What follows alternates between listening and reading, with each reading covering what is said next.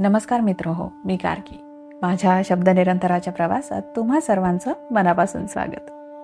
चितमपल्ली सरांनी लिहिलेल्या लीळावंती या पुस्तकाचा परिचय मी आपल्याला करून दिला होता.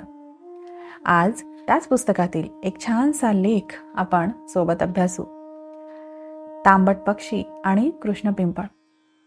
1999 साली गंमत जम्मत या अंकामध्ये हा लेख सर्वप्रथम प्रकाशित झाला होता. अतिशय सुंदर कथा आहे या लेखामध्ये. चला तर आपण सुरुवात करूयात. सर लिहितात, भंडारा जिल्हा हा तलावांचा प्रदेश म्हणून ओळखला जातो. नवेगाव बांध एकेकाळी सर्वात मोठं तळ म्हणून ओळखलं जाई. या तळ्याकाठच्या 7 बहिणींच्या पाराजवळील जंगलात कृष्ण पिंपळ अर्थात फिकस कृष्णा या नावाचं एकुलतं एक झाड. या पिंपळ कुळात अनेक प्रकारच्या झाडांचा समावेश होतो. पिंपळाचं झाड सर्वांच्या परिचयाचं आहेच. तर याच झाडाखाली बुद्ध तपश्चर्येला बसला असता त्याला ज्ञानाचा बोध झाला. वड म्हणजे बनियान ट्री. बाजाराच्या दिवशी बनिया लोक त्या झाडाखाली बसतात. या झाडाच्या फांद्यांना पारंब्या फुटून त्याची खोडं तयार होतात. जणू काही तिथे वडाचं जंगलच तयार होतं. उंबराला गोड उंबरं लागतात. खेड्यातील मुलं ती आवडीने खातात. वानरं आणि माकडांनाही ही फळं आवडतात. पुण्यातील खेड शिवापूर या गावामध्ये अंजिरांच्या बागा आहेत. तर इथल्या जंगलात फिरताना माझ्या सोबतीला माधवराव पाटील होते. हे तळं, इथलं जंगल एकेकाळी त्यांच्या मालकीचं होतं. त्यांच्याजवळ लोककथांचा मोठा खजिना आहे. त्यांच्याबरोबर असं भटकू लागलो की त्यांना लोककथा आठवू लागतात. कृष्ण पिंपळाच्या झाडाजवळ येताच ते म्हणाले, या पिंपळाविषयीनं एक पुराण कथा आहे. मी म्हणालो, कथा सांगा की. आणि पाटील सांगू लागले. फार वर्षांपूर्वी एकदा बालकृष्ण एकटाच उंबराच्या झाडाखाली मलूल चेहरा करून बसला होता. तांबट पक्षाला त्याच्याकडे पाहून आश्चर्य वाटलं. कारण बालकृष्ण नेहमी हसत खेळत आनंदी असायचा. अनेक खोड्या करायचा. गोकुळामध्ये तो यशोदा माईच्या पाखर मायेखाली वाढत होता. मथुरेतील सारे गोपाल आणि गवळणी त्याच्यावर प्रेम करीत. पक्षी, खारी, माकडं आणि ससे यांच्याबरोबर बालकृष्ण खेळायचा. परंतु आज बालकृष्ण एवढंसं तोंड करून उदासपणे का बसला होता? या कृष्णाला लोणी खूप आवडायचं. गोकुळातील गोपींकडून त्याला लोणी मिळायचं. कोणा गोपी पुढे जर त्यांनी लोण्यासाठी हात पसरला तर त्याला कधीही निराश व्हावं लागत नसे. बालकृष्णाला वाटलं, हे लोणी साठवून ठेवण्यासाठी एखादी जागा हवी. म्हणून तो पाखरांच्या झाडाखाली हिरमुसलेला बसला होता. त्यावेळी तांबट पक्षी पिकली उमरं खात होते. याच झाडावर गुलाबी छातीचा तांबट पक्षी टोक टोक असा आवाज करीत होता. या तांबट पक्षापेक्षा मोठा हिरवा तांबट कुटूर कुटूर कुटूर असा स्वर काढीत होता. हिरव्या तांबट पक्षाचं लक्ष बालकृष्णाकडे गेलं. तो हळूच खाली उतरून त्याच्या समोर बसला आणि कुटूर कुटूर असा आवाज करून त्याने कृष्णाचं लक्ष वेधलं. त्या आवाजाने कंटाळून बालकृष्ण त्या पाखराला म्हणाला, चुप बस, तू सारखा कर्ण कठोर आवाज करतो आहेस आणि डोकं उठवतोयस. जर तुला ओरडायचंच असेल तर झाडावर उंच ठिकाणी जा. परंतु तांबट पक्षी काही केले ऐके ना. तो बालकृष्णाभोवतीच पंख फडफडवीत राहिला. त्याचबरोबर त्याचं कुटूर कुटूर कुटूर काही थांबेना. आता तो जवळ आला. त्याला कृष्णाला काहीतरी सांगायचं होतं म्हणून तो त्याच्याच भोवती घुटाळत होता. कदाचित त्याला रुचकर अशा उंबरांविषयी सांगायचं असेल. मूर्ख पाखरा, बालकृष्ण आता रागाने म्हणाला, मला माहीत आहे झाडावर खूप उंबरं आहेत ते. परंतु मला उंबरं नको आहेत. मला हवा आहे लोणी साठवायची जागा. मला रोज लोणी मिळतं, ते देखील सहज व मुबलक. परंतु ते ठेवायचं कुठे? ती जागा तू कुठून आणणार? तरी देखील तांबट पक्षी काही ऐके ना. तो त्या जागेवरून हल्लाही नाही किंवा उंबरं खायला झाडावर गेलाही नाही. तो उडत उडत जवळच्या जंगलात गेला आणि लगेच बालकृष्णाजवळ परतला. तो पुन्हा सारखा कुटूर कुटूर कुटूर असा आवाज करून त्याला खुणावत होता. तेव्हा कृष्ण त्याच्या मागोमाग गेला. तांबट शेजारच्या वनामध्ये उडत जाऊ लागला. कृष्णाला वाट दाखविण्यासाठी तो मागे येई, पुन्हा उडत जाई. शेवटी तो एका झाडावर बसला.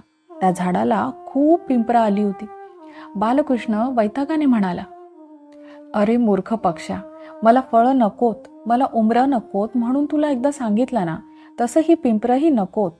ही ना मऊ आहेत ना गोड आहेत. तांबट पक्षी त्या झाडावर बसला आणि एका पानावरून दुसऱ्या पानावर फडफडत उडू लागला. आता बालकृष्णाचं लक्ष त्या पानांकडे गेलं. तो त्या पानांकडे बारकाईने बघू लागला.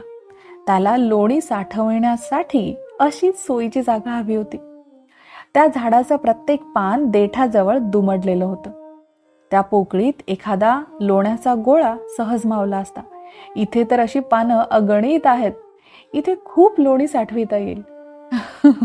बालकृष्णाला आता संतोष झाला. त्याने त्या पाखराचे आभार मानले आणि म्हणाला, खरंच की चतुर निघालास तू. कृष्ण नाचत गात आनंदाने गोकुळी परतला. तेव्हापासून बालकृष्ण खाऊन उरलेलं लोणी त्या झाडाच्या पानापानात रोज साठवू लागला. गोपी जेव्हा दही दोहनाचं काम बंद करीत व त्यांना लोणी मिळेनासं होई, तेव्हा कृष्ण इथल्या झाडांच्या पानात ठेवलेल्या लोण्याच्या साठ्याकडे येई.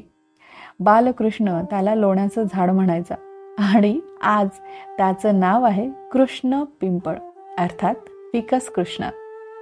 मित्रहो, हा छानसा लेख सर इथे संपवतात. तुम्ही या झाडाविषयी अशी माहिती नक्की ऐकली असणार की कृष्णवट अशा नावाचा एक वडाचा प्रकार आहे. त्याची पाने किंचित वाकलेली असल्यामुळे ती द्रोणासारखी दिसतात. एके दिवशी गोपाळकृष्ण गायींना घेऊन रानात गेले असता गोपी प्रेमभराने लोणी तिथे घेऊन गेल्या व त्याला आग्रहाने लोणी खाऊ घालू लागल्या. तेव्हा गोपालाने ते लोणी आपल्या सर्व सवंगड्यांना खाऊ घातले व मनात समरसतेचा भाव जागृत केला. गोपी, सवंगडी आणि श्री गोपाल एक झाले.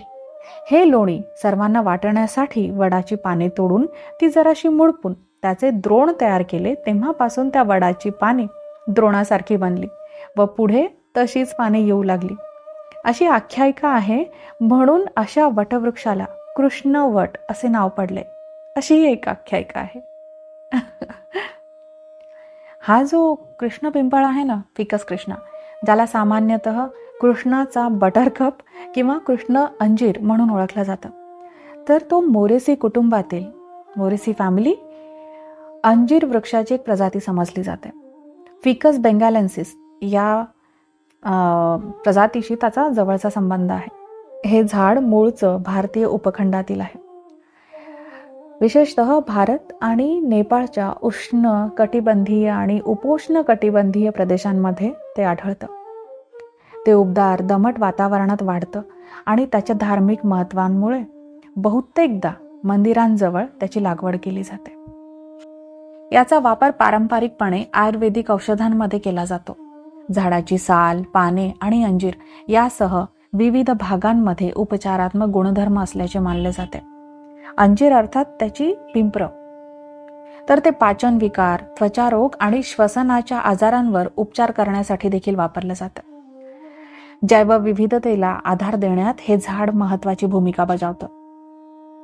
त्याची फळं पक्षी, वटवाघूळ आणि कीटकांसाठी अन्न स्त्रोत म्हणून काम करतात. झाड मोठं सावली देणारं असतं आणि हवेतील प्रदूषण कमी करून हवेची गुणवत्ता सुधारण्यात ते झाड आपल्याला मदत करतं. मित्र हो, आता नक्की हे झाड शोधा आणि त्याला भेट द्या आणि जमलं तर त्याचा अभ्यासही करा. आता मी थांबते. आपल्याला हा लेख कसा वाटला हे मला नक्की कळवा.